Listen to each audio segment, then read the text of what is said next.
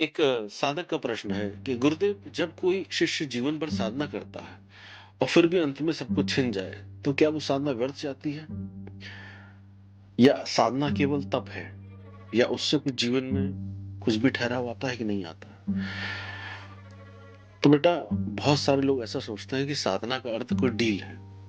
मैं कोई डील तय कर लूंगा, इतना जाप कर लूंगा तो मुझे ये मिल जाएगा, इतना तप करूंगा तो मुझे वो मिलेगा। पर सच्चाई ये है कि साधना कोई व्यर्थ नहीं जाती है।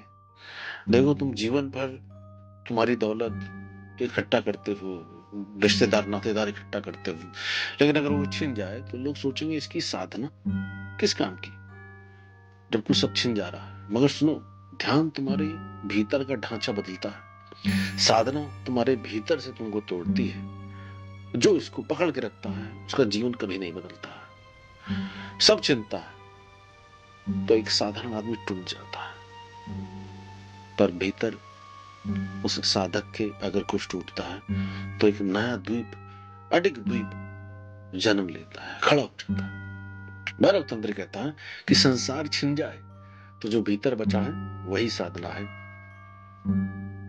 साधना तब भी है, पर उससे जीवन में ठहराव आता है। तुम दुनिया में रहकर भी निर्लिप्त रह सकते हो, वह ठहराव असली सिद्धि है। भगवान भैरव भी इसी का ही वचन देते हैं कि मैं तुम्हारे भीतर एक ऐसा नाद उत्पन्न करूंगा जो किसी तूफान से बुझ नहीं सकता। इसलिए बेटा, साधना कभी नष्ट नहीं होती है, वह तुम्हारी चेतना के बीज में अंकित है। अगला जन्म या अगला पल उसका फल कभी नहीं खोता है।